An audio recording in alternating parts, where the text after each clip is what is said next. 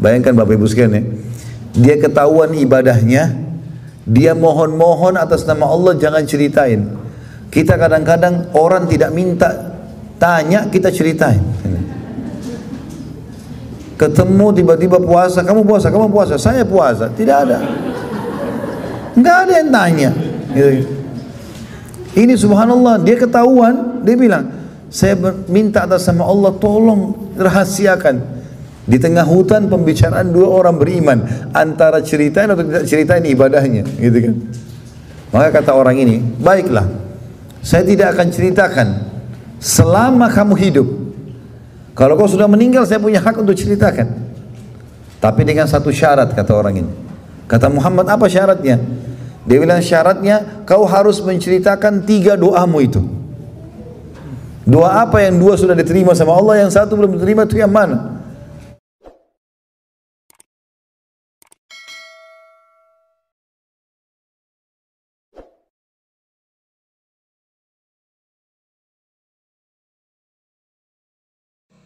Assalamualaikum warahmatullahi wabarakatuh.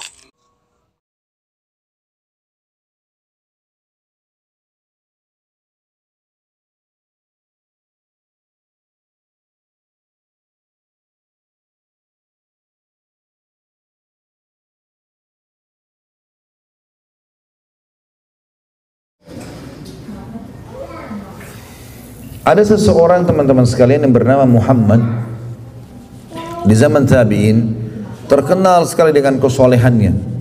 Jadi buah bibir, gak pernah ketinggalan sholat malam, gak pernah segala macam gitu. Satu waktu ada satu orang menceritakan kisah. Dia bilang, saya ikut jihad dengan pasukan muslimin, berperang sana sini. Satu waktu dia bilang, pas lagi jalan di tengah malam ini, panglima perang kami mengatakan istirahatlah. Maksudnya di awal malam, udah lewat waktu Isya, sudah selesai mereka sholat maghrib Isya, jalan, di tengah jalan, mungkin di awal malam sekitar jam 11, jam 12 malam, panglima perangnya suruh berhenti, suruh istirahat. Kata orang ini, waktu semua disuruh istirahat, orang-orang pada ngikat tali kekangan kudanya, tulungkan pelananya. Dia bilang, tiba-tiba mata saya lihat ada Muhammad yang jadi buah bibir satu Irak nih, ibadahnya luar biasa. Bahkan yang paling terkenal tidak pernah tinggalkan sholat malam walaupun dalam keadaan dia sakit. Dia bilang, saya penasaran, saya mau lihat sekarang, malam ini saya mau buktikan yang orang selama ini bicara. Dia bilang, saya pantau Muhammad dari jauh. Saya pantau Muhammad dari jauh. Pada saat dia bilang, Muhammad sudah turunkan pelana kudanya, ikat segala macam, disiapin makan rumput buat kudanya. Orang-orang semua tidur ya karena capeknya.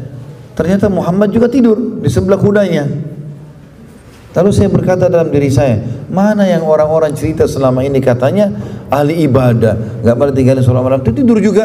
Tapi coba saya mau cek, siapa tahu memang dia bangun sholat malam. Maka kata orang ini, saya semalam suntuk gak tidur. Begitu saya duduk lihat dari jauh, ternyata betul. Pada saat orang sudah lelap semua tidur, Muhammad bangun. Lalu dia mengendap-endapkan kakinya, pelan-pelan dia jalan di antara semak belukar. Kata orang ini, demi Allah dia jalan di semak belukar seperti tidak ada yang dia takuti sama sekali, gelap gulita, ini hutan liar ini. Dia bilang dia jalan semak belukar. Dia bilang saya pun jadi berani jalan di situ. Mungkin ada harimau, mungkin ada singa, ada ular. Ini hutan liar. Tapi saya jadi berani karena lihat Muhammad lagi jalan. Dari jauh saya lihat, saya ikutin terus. Dia terus jalan sampai di tengah-tengah hutan, sampai jauh dari pasukan.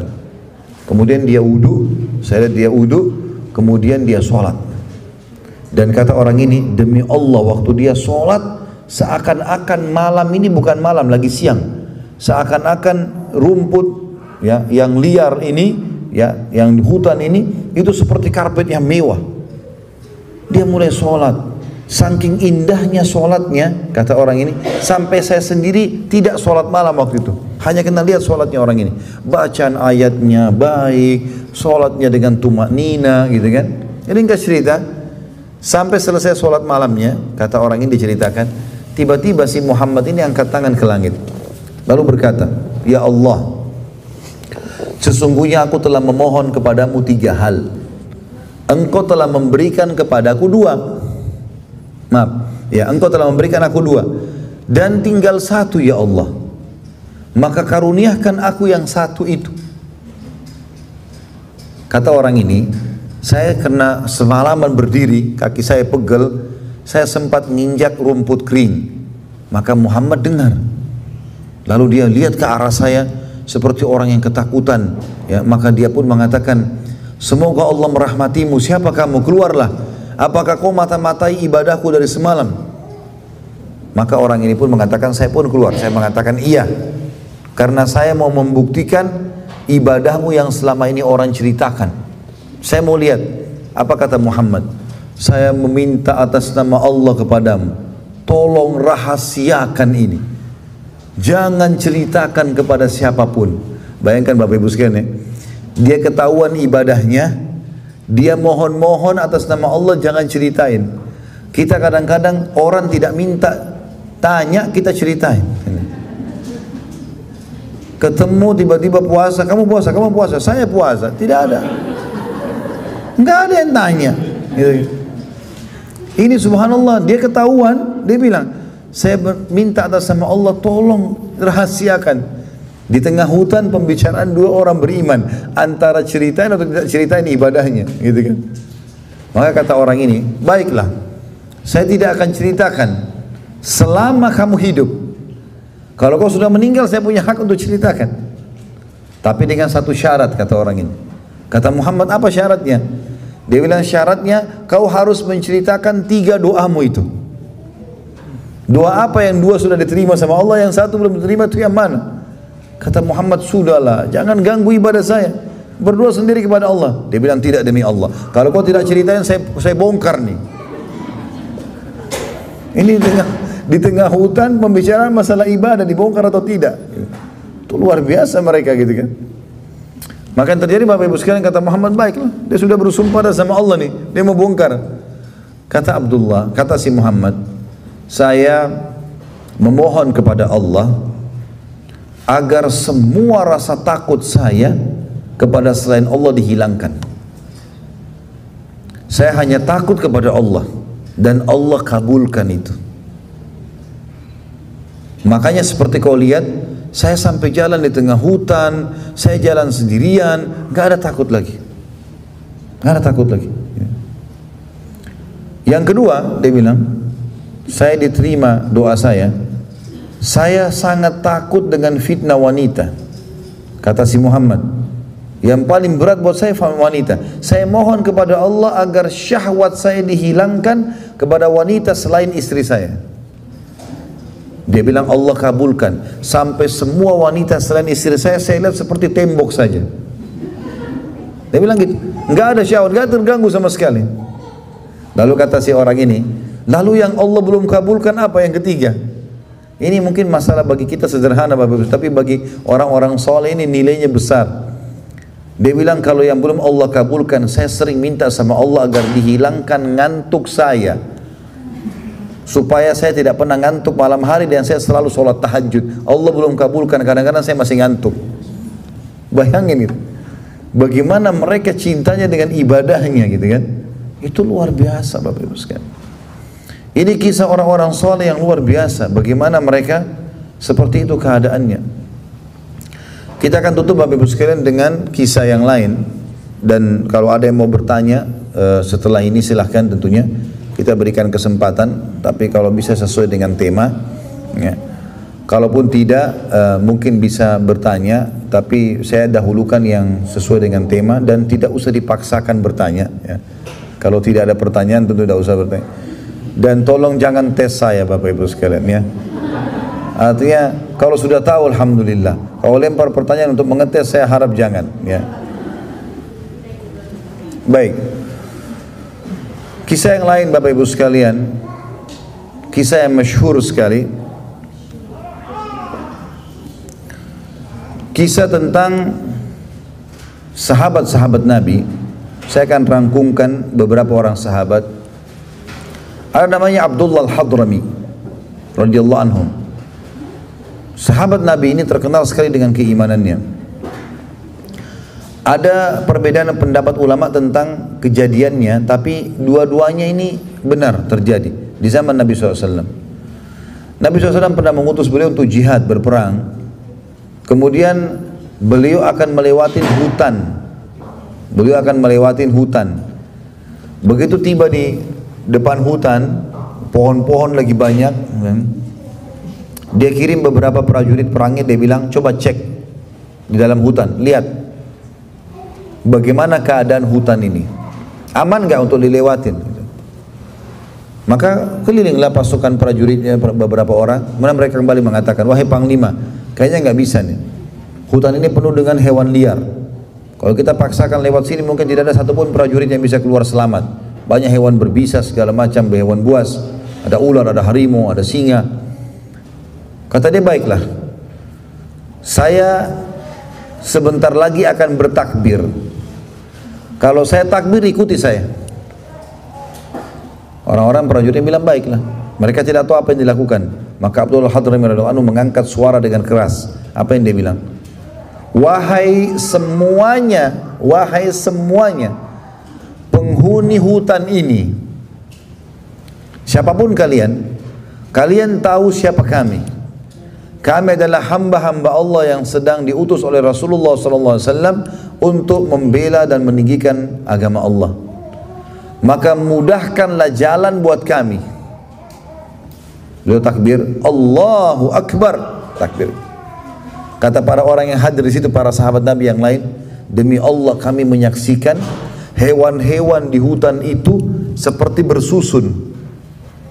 Walaupun yang biasa memangsa satu sama yang lain, kayak serigala misalnya sama rusa, bersebelahan, membentuk jalan buat kami sampai kami tahu bagaimana keluar dari hutan itu, dan tidak satu orang pun di antara kami yang diganggu. Kekuatan keyakinan seorang hamba kepada Sang Pencipta Allah. Para sahabat, teman-teman, kalau kaki mereka, sendal mereka putus, mereka mengangkat tangan ke langit mengatakan, ya Allah, sendal saya putus, gantikanlah. Kekuatan hubungannya dengan Tuhannya luar biasa. Kalau Bapak Ibu berdoa kepada Allah, jawaban doanya memang bukan Allah lemparkan sesuatu dari langit. Misal, ya Allah sembuhin saya, Allah tidak lemparin obat dari langit. Ya Allah mudahin jodoh saya, Allah tidak lempar manusia dari langit. Ya Allah mudahin rezeki saya, Allah tidak akan lempar duit dari langit. Tapi dari mana saya tahu kalau Allah sudah kabulkan? Datang dalam bentuk sinyal atau sinyal-sinyal, ya. Jadi kalau misalnya kita berdoa, ya Allah sembuhin saya sakit, ya Allah gini, Allah kabulkan. Maka datang dalam bentuk ini, harus dipekah, ditangkap. Misal kalau kita sudah berdoa tadi malam, lalu Allah mau kabulkan hari ini, maka kita lagi ngobrol sama teman atau kerabat yang datang ke rumah, ngobrol secara umum, tiba-tiba tidak sengaja kita ngobrol masalah penyakit kita. Lalu dia bilang, setahu saya ada dokter yang bagus di sana. Kita ke dokter itu, konsultasi cocok, resepnya cocok. Apakah dokter sama resep yang sembuhkan?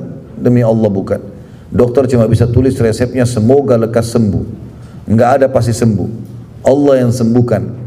Allah mengirim sinyalnya seperti itu supaya kita faham. Kalau ada yang mengatakan, saya tidak menikah Ustaz karena Allah belum datangkan jodoh saya, ini kebohongan besar. Yang datang putih ditolak, yang hitam ditolak, yang pendek ditolak, yang tinggi ditolak, yang gemuk ditolak, yang kurus ditolak. Dia yang cerewet. Tapi Allah masih sayang, terus didatangkan sinyalnya. Minta rezeki, jangan heran kalau tiba-tiba ada yang telepon ke rumah, Pak, Bu, saya mau jual mobil. Kita tahu kita nggak ada duit. Jangan bilang, sudahlah kalau gitu saya nggak ada uang, saya nggak mau beli. Mungkin tawarin orang lain. Enggak. Siapa yang gerakkan orang ini untuk telepon kita? Kenapa kita yang ditawarin? Sebentar ya, saya telepon teman-teman saya. Mungkin ada yang mau beli, terus kita dapat untung dari situ. Allah kirimkan sinyal-sinyalnya, harus peka kita tangkap. Sebagaimana juga dalam ibadah kita, kalau dengar azan ada bisikan dalam hati untuk sholat dan seterusnya lah. Juga masih kisah sahabat, teman-teman. Amr bin As radhiyallahu anhu, sahabat Nabi yang mulia, tahun 20 Hijriah pernah menembus Mesir, Afrika Utara, dengan pasukan 8.000 orang kurang lebih. Dan setelah berkuasa di Mesir, ada satu fenomena terjadi, teman-teman sekalian. Fenomenanya apa? Sungai Nil, air Sungai Nil hilang tiba-tiba. Bayangkan sungai airnya hilang tanpa sebab ini.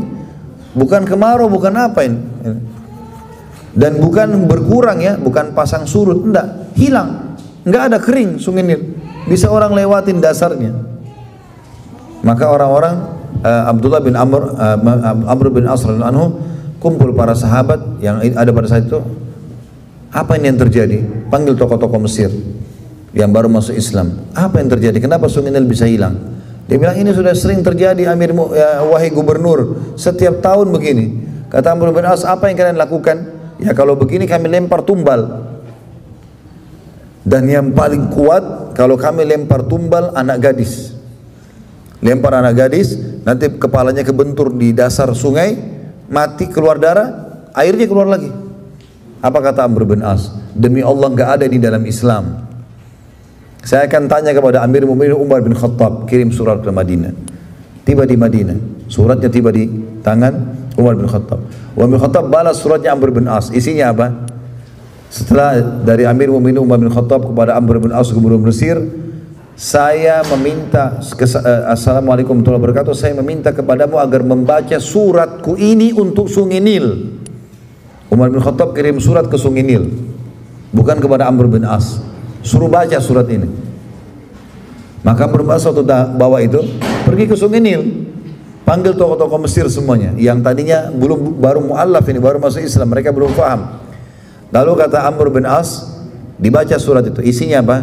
Wahai Nil, ketahuilah kalau seandainya selama ini kau mengalir karena tumbal-tumbal yang dilemparkan kepadamu, maka kami tidak ingin kau mengalir selamanya.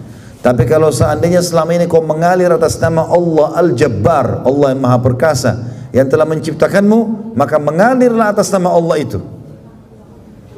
Kata orang-orang, pada saat itu tiba-tiba air Sungai Nil keluar semua. Dari dasarnya itu keluar air semuanya. Keluar kembali air Sungai Nil penuh, dan sampai hari ini tidak pernah hilang air Sungai Nil itu. Teman-teman sekalian, semua kuasa Allah Subhanahu wa ta'ala.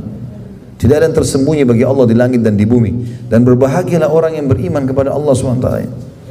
Berbahagia sekali orang yang beriman kepada Allah. Maka jangan ditunda-tunda untuk beriman dan beramal saleh. Ya, Allahu a'lam.